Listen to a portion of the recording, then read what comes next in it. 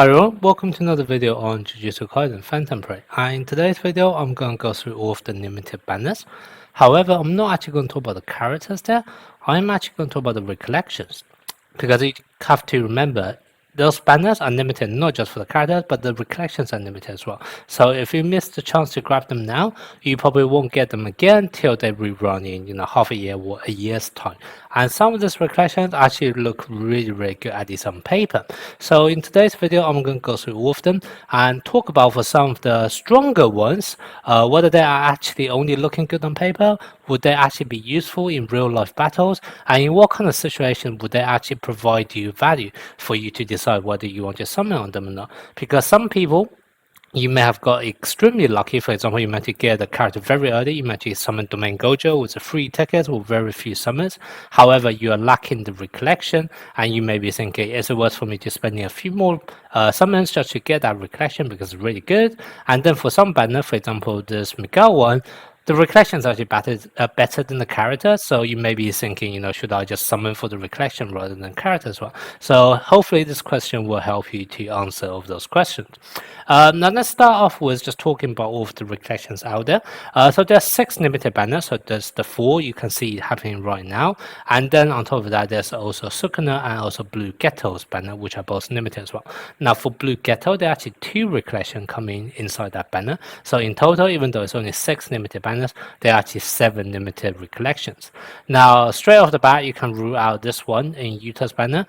This recollection just very below average. I won't say it's bad, but it's not even worth considering at all. There's so many better recollections than this, so you can just ignore this altogether. And in fact, if you watch my guide on which limited character should you summon, you will see that I put Yuta at bottom of that list as well. So this banner, to be honest, you can skip it altogether. The recollection and the character are both not worth it in my opinion. Okay, then we are gonna let's talk about Zong Yuji's recollection next. So if you actually take a look at the recollection for Zong Yuji's banner, basically it's able to give 70% extra physical technique increase and also 10 curse energy.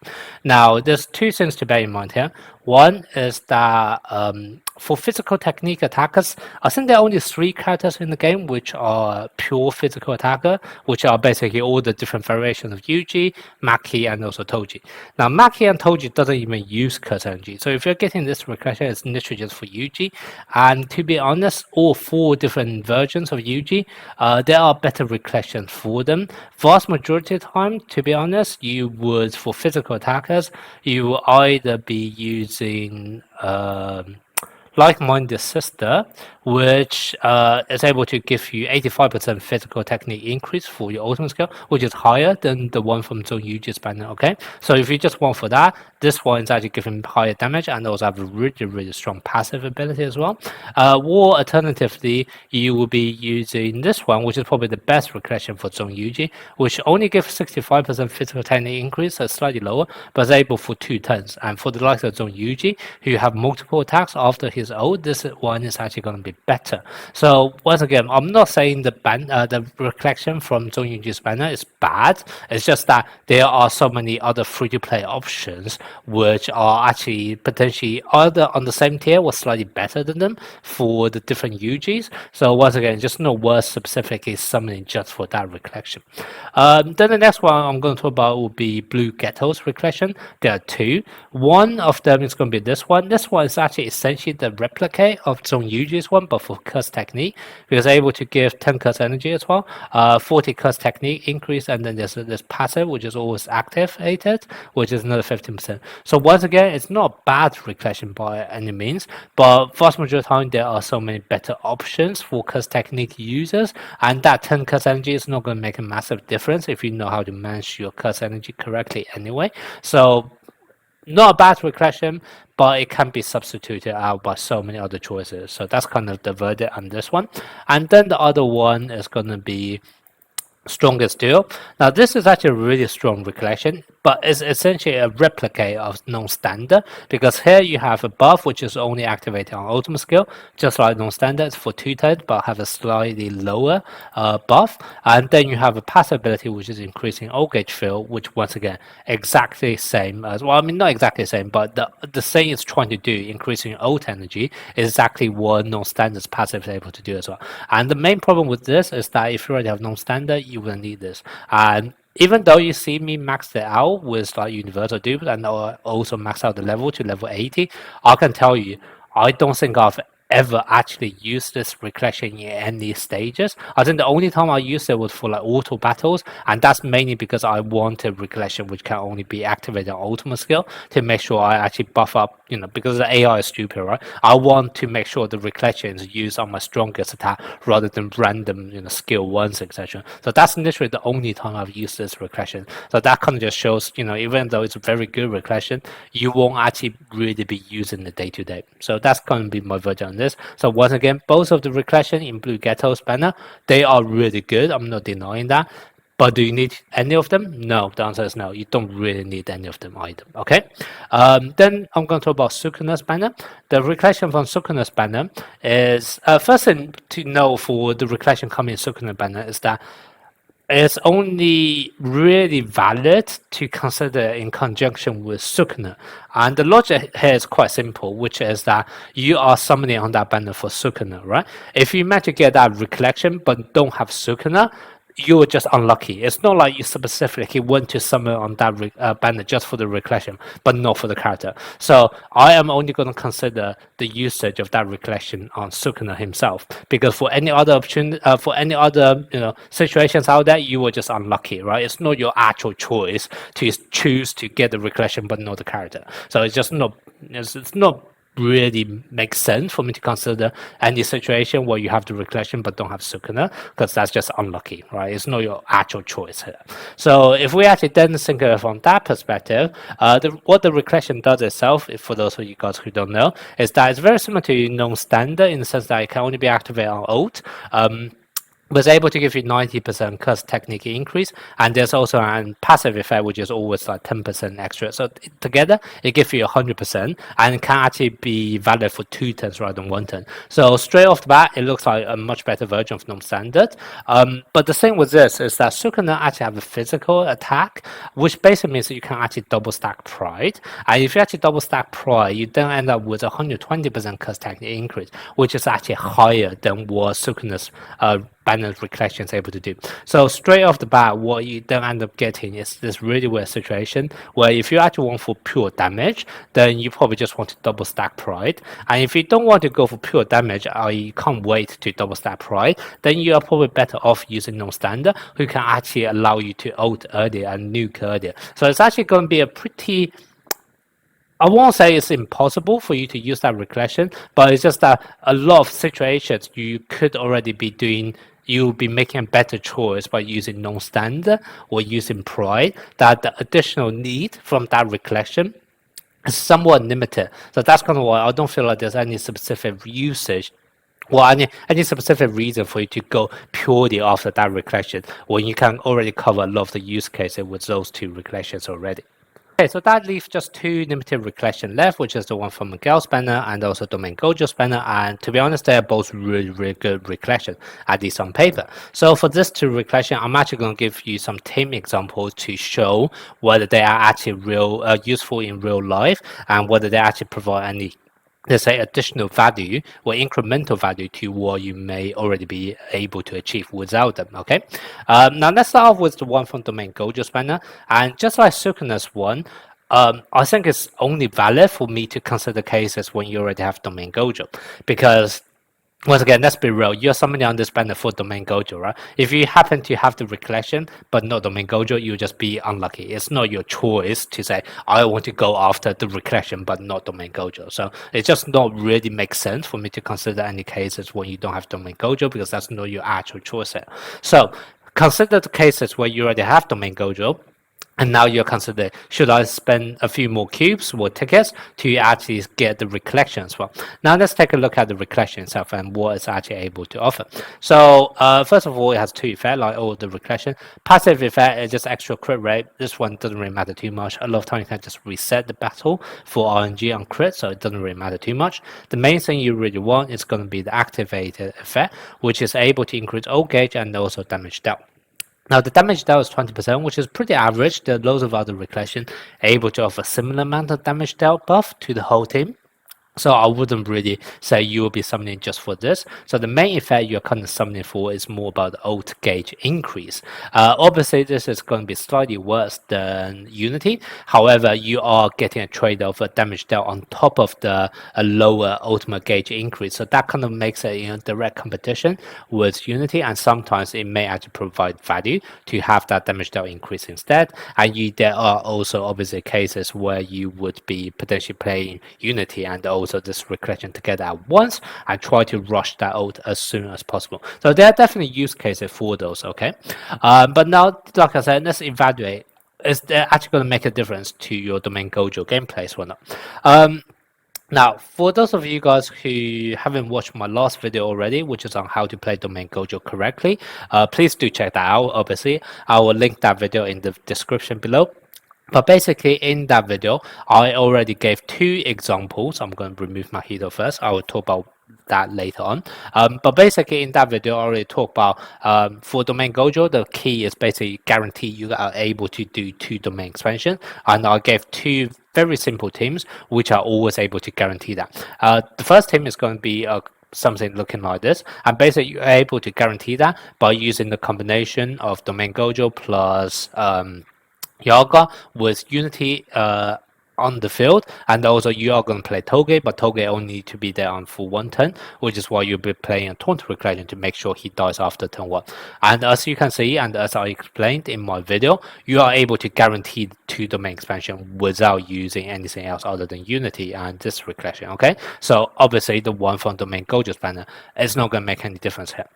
Now, for the second way you can guarantee 2 domain expansion, you can basically actually have this recollection on instead of Unity. But for this to work, obviously Toge have to actually survive the battle for the whole time. And that's kind of why you're able to get away with this slightly lower ult gauge increase rather than the one Unity is able to offer. Now, what is going to be the benefit of using this over Unity? The real benefit is obviously that you're able to get 20% damage extra. So is this going to be useful or not? Yes, it's going to help you to do a tiny bit of extra damage if you don't have Unity already. However, if you already have Unity, you will be much better off going after the first team setup, because if you already have Unity, you can play an actual proper DPS here. Whereas for this setup, as you can see, all 4 slots are already taken. If you have to play an actual DPS in here, you have to either swap out Gakuganji or swap out Yaga, and I can tell you the 20% extra damage dealt is nowhere near able to make up the ability to having either Gakuganji or Yaga.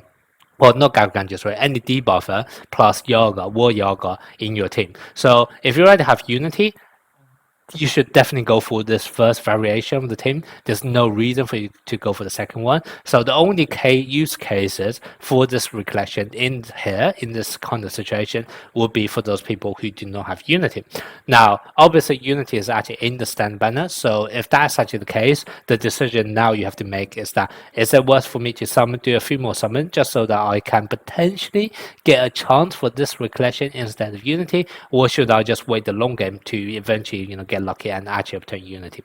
Personally, I think probably make more sense to just wait for Unity to eventually come to you. But if you really can't wait, I mean, I don't know. If you really can't wait, you still have to do 120 summons on that banner to actually guarantee it. So depending on how far you are already alongside, towards your pity gauge, that may be a deciding factor on whether you actually want to spend a few more summons to try to go for what maybe pity this recollection. But otherwise, if you're already really far away from that 120 pity, you may actually be better off just waiting for Unity to eventually come to you. So that's basically going to be one potential reason leaning towards why you may want to summon for this recollection, but it's only going to be for those people who do not have Unity already. Okay, now there's also a third option which kind of open up now that you have this recollection, which is that potentially you can actually get away without using Toge in the team.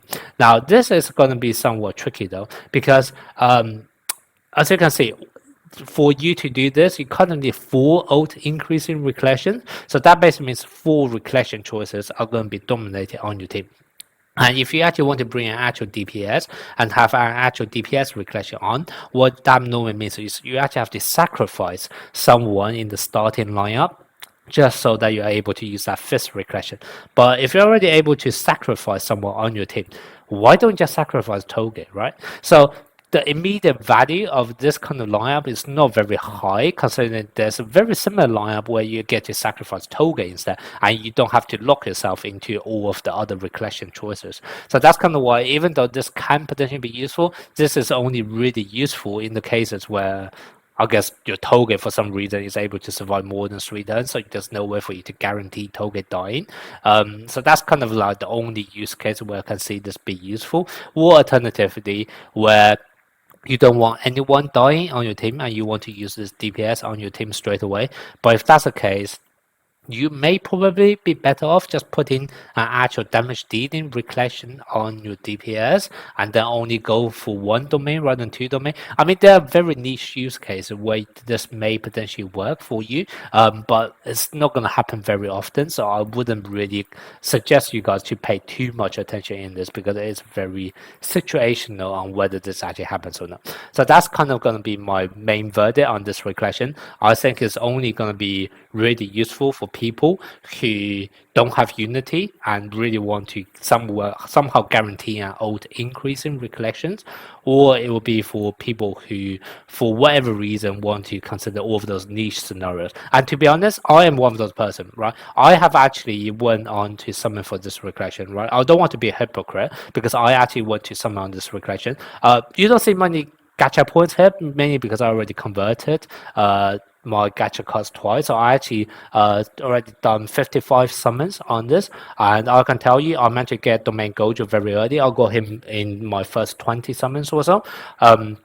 However, I kept on summoning till I am able to get a recollection. One for collection purposes, because I kind of want to collect all of the limited characters and recollections, etc. And second thing is that even though there's no direct use case or direct value I can see from this recollection straight away, there's never no denying that maybe in the future there may be some stages where this could potentially be a massive game changer. So in some sense, I am kind of preparing myself for future.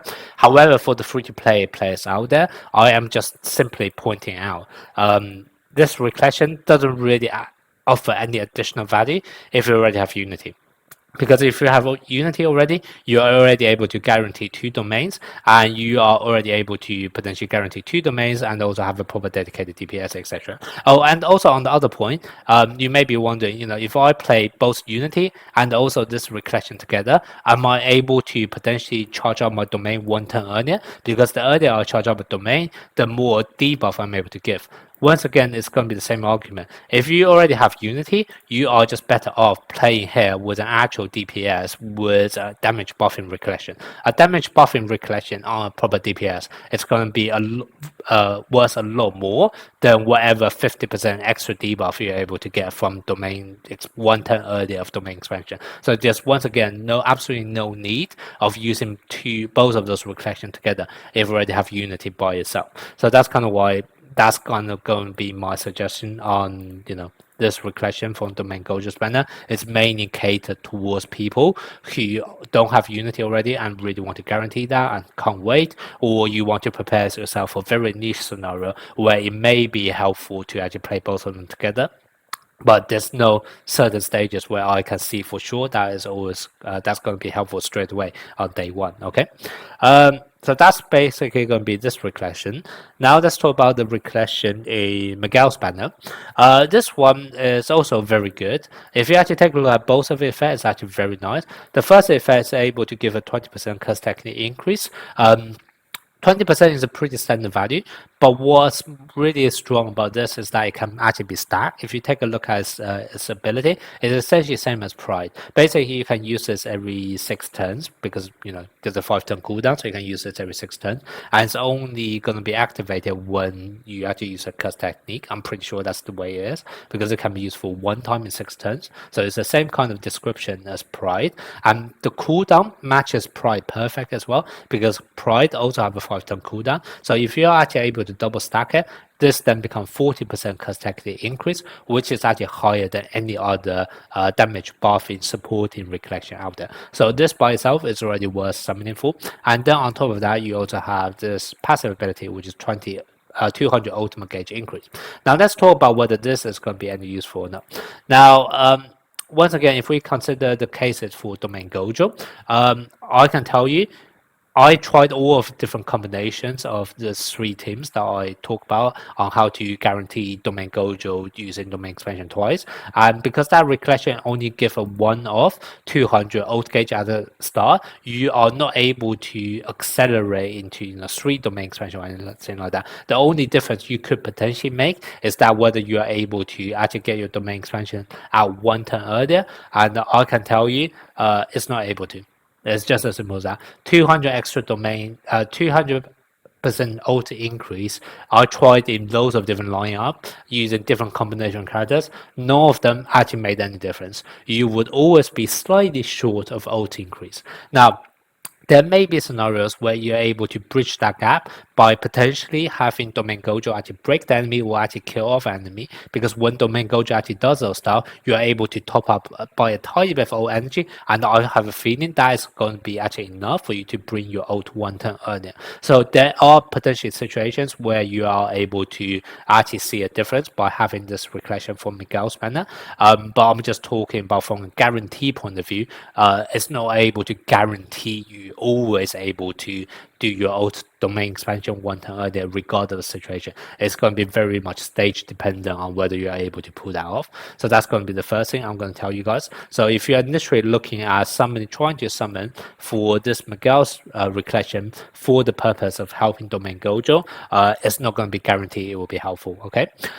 However, outside of Domain Gojo, this could actually be very useful because it can actually allow you to, this 200 is actually very nice in the sense that it's the same amount that you'll be able to get from Toge for 1 single turn. So there are actually loads of different situations where a lot of people play Toge on the team with a taunt Recollection just so that they can be killed off straight away, bringing another member onto the team, and therefore you're able to do all of your other fancy stuff because you've got that extra 200 ult increase.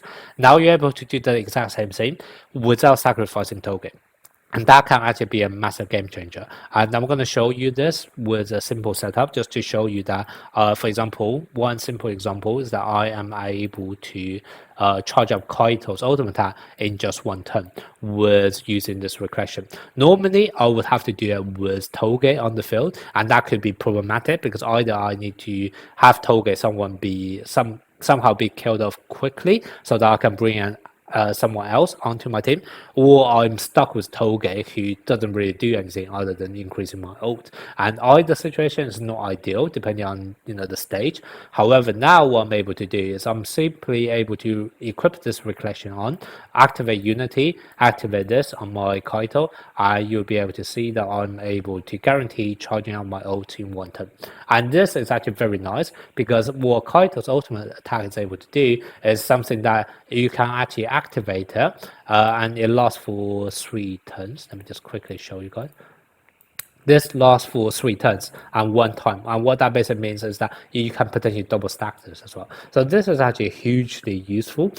So there are definitely benefits of using this Recollection outside of Domain Gojo use cases. And so if I do have to compare the 2 Recollection, the one from Miguel's banner versus the one from Domain Gojo's banner, to be honest, the one from Miguel's banner is actually more valuable, a lot more valuable for both its active and also for passive effect. So if you do happen to have some cubes lying around and you are, maybe you are already able to guarantee what do you call it? You're already able to guarantee Sukuna or maybe Blue Geto, etc. And you have a few extra cubes or tickets that you want to use to get one extra recollection. Personally, I'm probably leaning towards summoning on Miguel's banner purely because, first of all, there's a chance you could get Miguel as well on top of, well, I'm assuming you already got the main Gojo and you just literally summon for recollection. There's a chance that you may summon for Miguel. You might get lucky and get Miguel as well. And between the two recollection, like I said, the one from Miguel's banner is actually going to be better.